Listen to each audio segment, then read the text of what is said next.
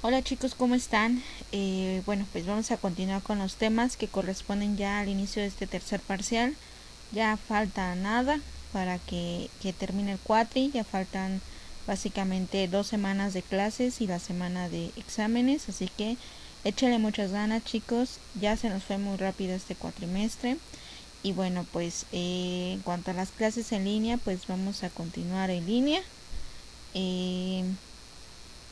Voy a ver la manera de que se pueda como hacer otro tipo de actividades para que también no se aburran, quizá en cuanto a las tareas, porque en cuanto a los videos o al forma de enseñar, pues va a ser un poquito difícil que lo cambie, ¿no?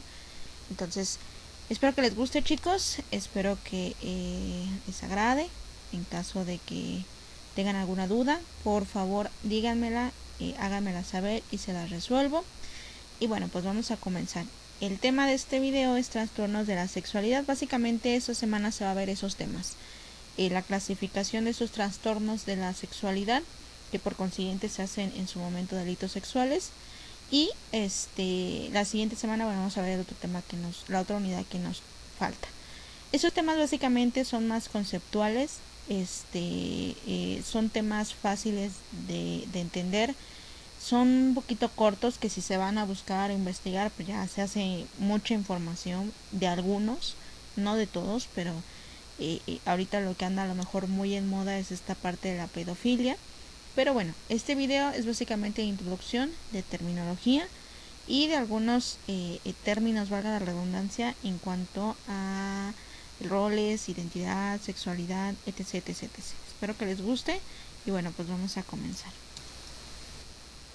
Muy bien, entonces vamos a ver que a modo de introducción la sexualidad va a constituir una dimensión fundamental de la persona humana, que no puede ser vista como una conducta meramente instintiva.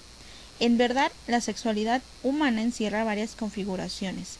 Ella es el resultado de vertientes integradoras de orden biológico, psicológico, social, cultural y antropológico. El comportamiento y la actividad sexual son las áreas de la conducta humana en la que es más difícil establecer el límite entre lo normal y lo anormal o lo patológico.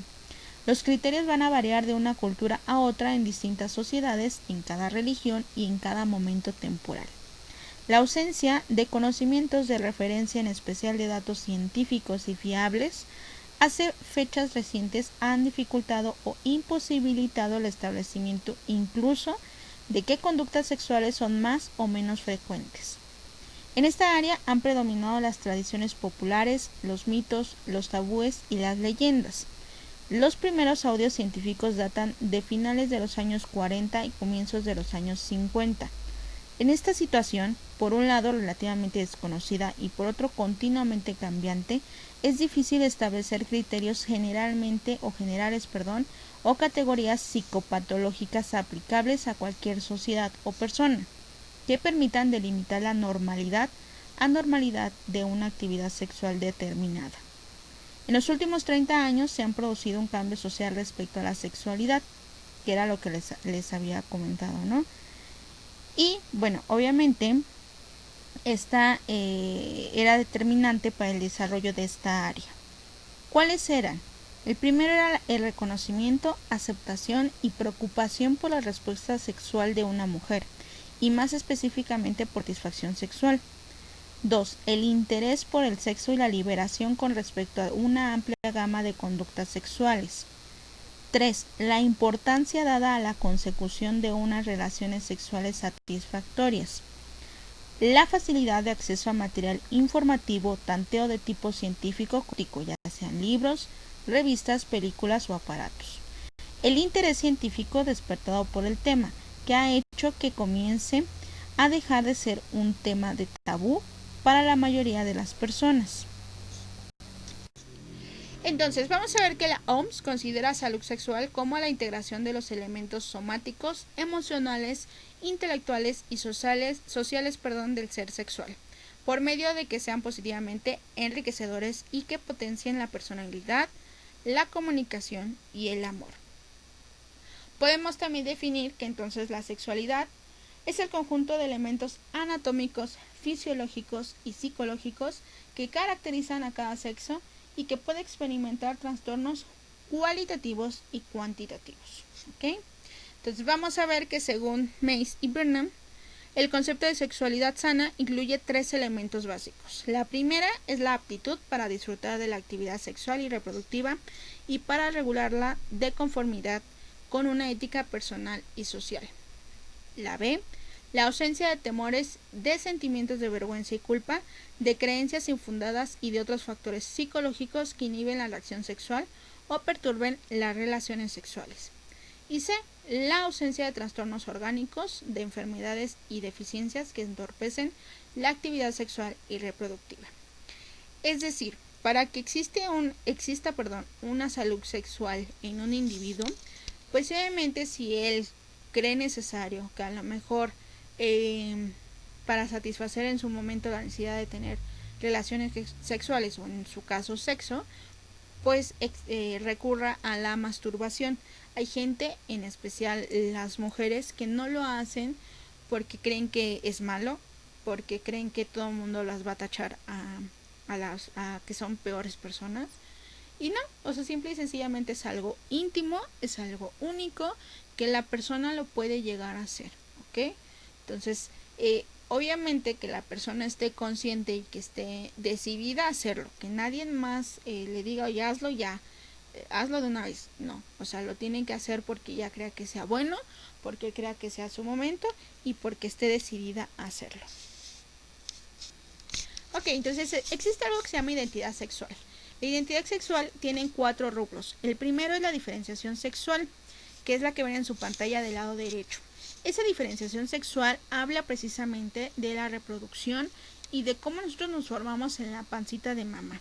¿Ok? Entonces, en el momento en el que hay una fecundación, obviamente todos sabemos que debe existir papá y mamá, donde tienen relaciones sexuales, hay una eyaculación, mamá está ovulando, y entonces, ¿qué pasa?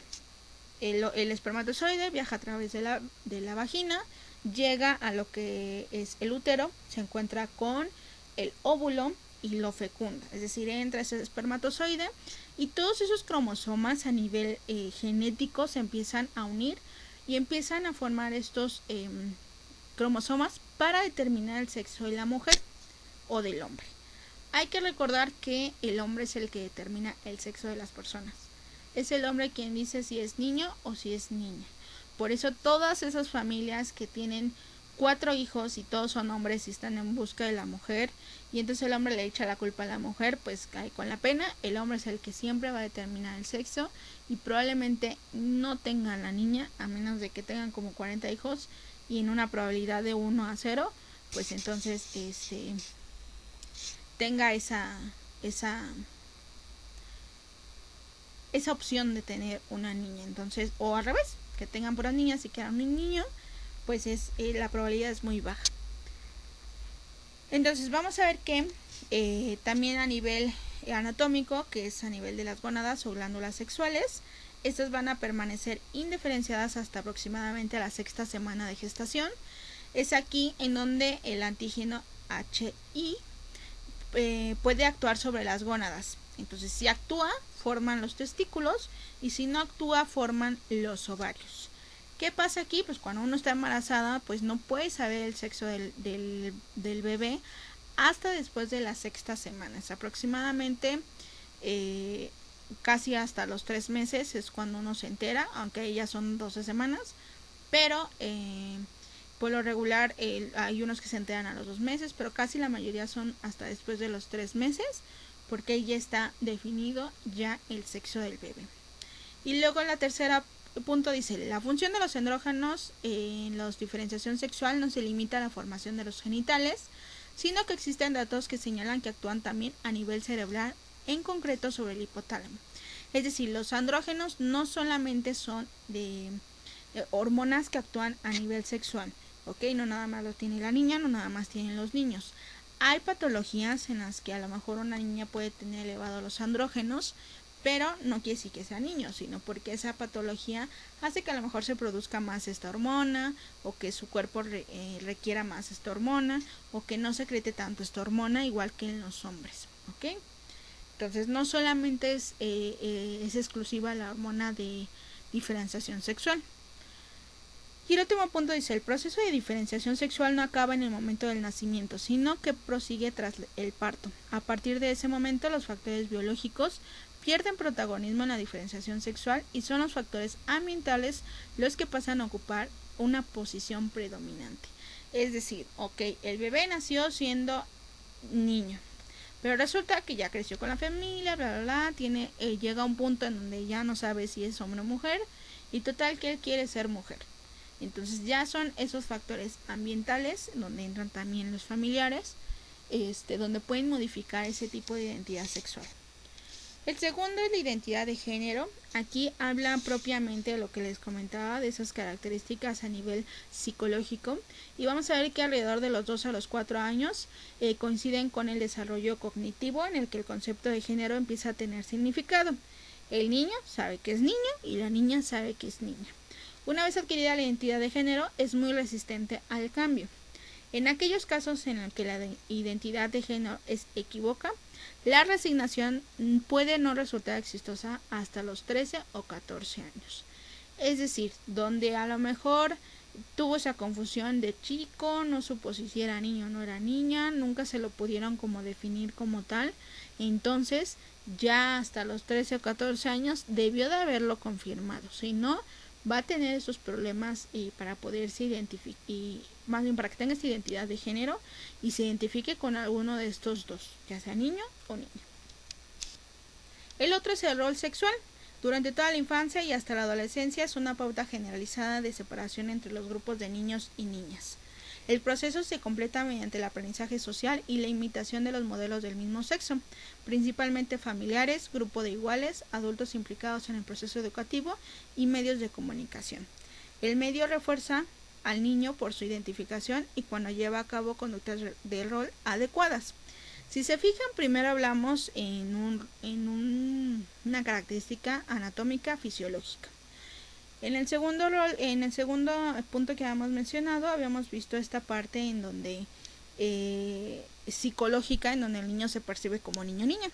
Y en esta parte que es el rol sexual, es todo lo que conlleva a la sociedad, a la familia y al contexto ambiental en la persona. Es decir, a lo mejor antes se daba mucho de que niñas con muñecas, niñas para hacer comida, niñas para la casa. Niños carritos, niños pelotas, niños, cosas de niños. Hoy en día una niña la pueden ver con cosas de niños, con cosas de niñas y no pasa absolutamente nada. La niña sigue sabiendo que es una niña y el niño sigue sabiendo que es un niño. Hay ocasiones en las que sí pueden modificar estos pensamientos, pero tendrían que estar como muy cargados este tipo de digamos así como de mensajes a través de los factores ambientales que puedan hacer que la persona o el niño cambie. Y la otra es la orientación sexual. La variable crucial son las primeras experiencias sexuales y cualquier estímulo que proceda a regular a la masturbación en un intervalo de tiempo adecuado se convierte en excitante desde un punto de vista sexual. Es decir, obviamente ya conforme vayan creciendo en la edad de la pubertad, que es esta entre los 15 y los 18 años, entonces es aquí en donde empiezan a experimentar, empiezan a tener diferentes acontecimientos o diferentes prácticas que empiezan también a definirse y ver qué es lo que les gusta y qué es lo que quieren. Ok, entonces hay algo que se llama ciclo. En su pantalla van a ver unos círculos en la parte superior, que son las fases en las que se presenta esta respuesta sexual. Obviamente estamos hablando en el momento del coito, donde hay una penetración, donde está hombre-mujer. También puede existir mujer-mujer, hombre-hombre, o junto con revuelto, ¿no? Entonces, todos pasan por estas fases, que es la fase de excitación, la fase de meseta o mantenimiento, la fase orgásmica y la fase de resolución. En este cuadrito vienen todos esos cambios que pasan en esas fases. En este cuadro no viene el de fase de mantenimiento, pero ahorita les explico cuál es esa fase. Y si nosotros lo traspolamos a una gráfica, pues se ve de esta manera esas fases. Aquí, por ejemplo, aparecen 5, que el otro es el periodo refractario. Pero ahorita les explico esa imagen.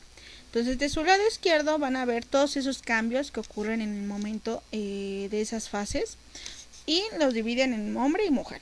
Entonces en el hombre, en la fase de excitación, esta puede durar de minutos hasta horas y obviamente que hay una erección del pene. Esto es a consecuencia de la acumulación de sangre a nivel del miembro. Hay aumento y tamaño en cuanto a los testículos.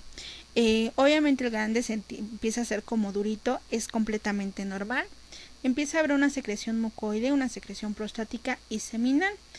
Hay veces en las que el hombre, a veces la mujer piensa que es líquido seminal, que es donde tienen los espermatozoides, pero no, o sea, todavía no ha llegado al orgasmo el hombre y entonces lo que saca es como una secreción, es una lubricación, que es parecido a lo que le pasa a la mujer.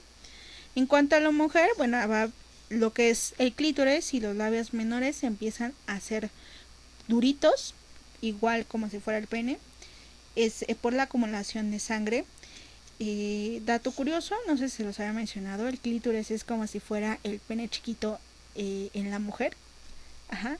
Es lo relativo a, o sea, si ese clítoris se hubiera crecido y se hubiera transformado en hombre, es un pene, pero como se queda en mujer, se llama clítoris.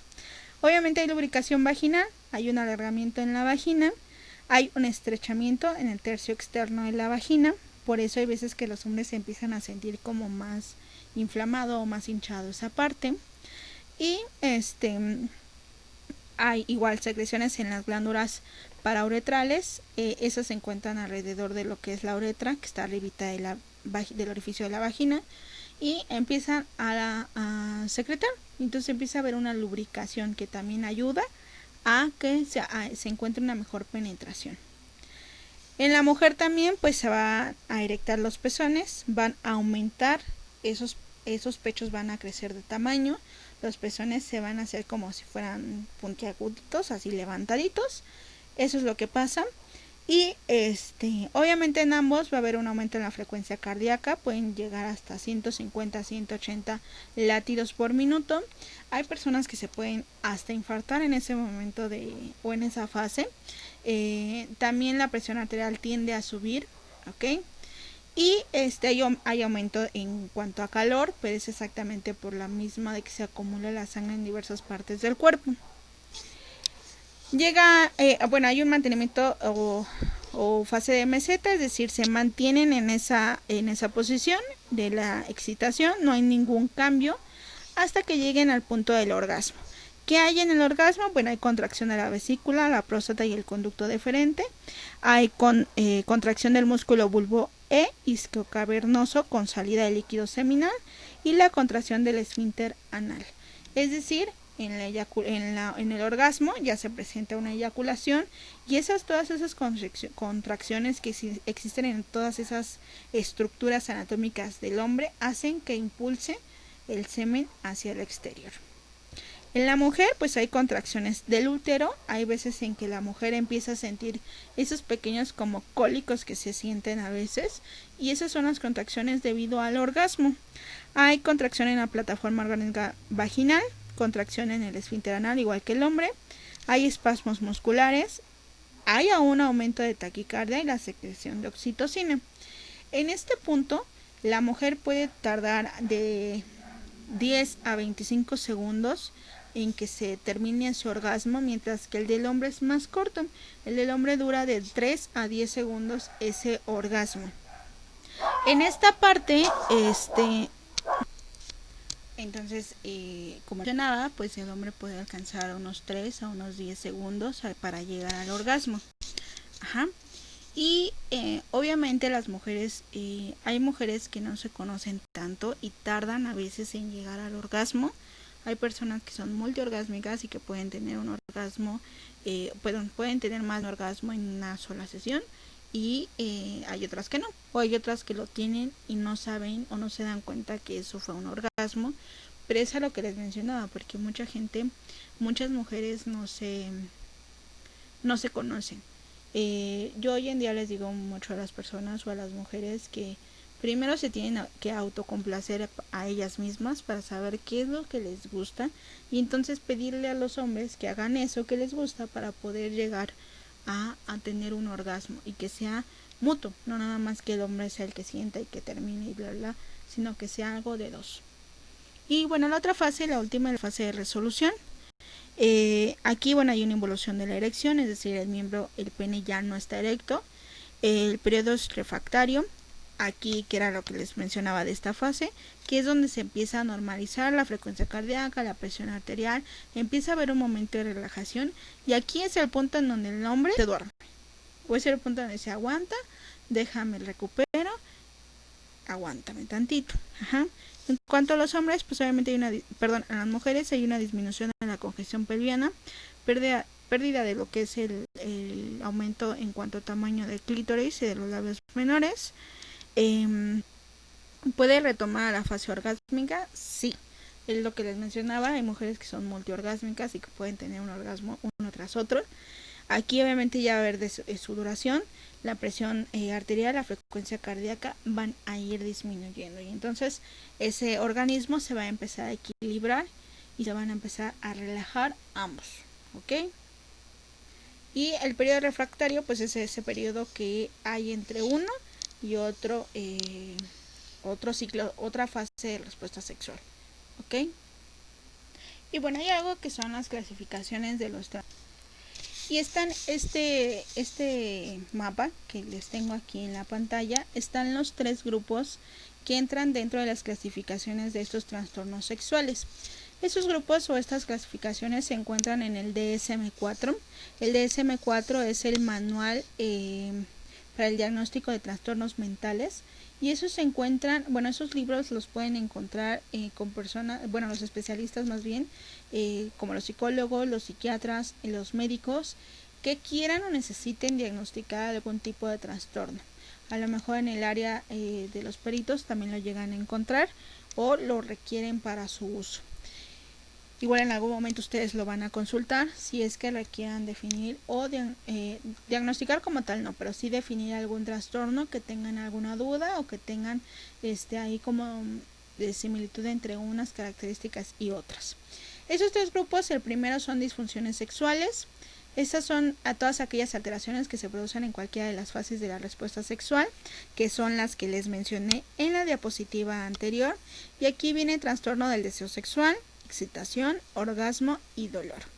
Las parafilias, que son intensas y repetidas fantasías sexuales, impulsos o conductas sexuales que generalmente implican objetos no humanos o personas que no consienten esta actividad, como el exhibicionismo, voyeurismo, froteurismo, fetichismo, pedofilia, sadismo, masoquismo, otras parafilias y otras ofensas sexuales. Y el tercer grupo son trastornos de la identidad de género, que son trastornos de identidad sexual en niños, adolescentes o adultos no específicos, y el transexualismo, que es eliminado del DSM-4. Actualmente salió el DSM-5, ese no lo he revisado, pero habría de revisar si sigue, si regresó como tal transexualismo o lo modificaron por algún otro tema. En este caso también se encuentra la homosexualidad, porque es muy difícil como meterle en alguno de estos de estas clasificaciones, y de hecho es un tema que lo toman sí como trastorno, pero en otra área, ¿ok? Y bueno, pues hasta aquí llega este video, chicos. Es como una introducción en general de lo que son los trastornos de la sexualidad. En la siguiente clase vamos a poder ver cada uno un poquito más a fondo, y para que los podamos comprender y entender un poquito más. Si tienen alguna duda, que comentar o sugerencia, pues me la hacen saber por cualquier medio. Acuérdense que la tarea viene en forma de PDF y viene junto al link en la plataforma que hemos estado usando pues en estas clases. Espero que este video les haya gustado, y bueno, pues nos vemos en la siguiente clase, chicos. Cuídense mucho.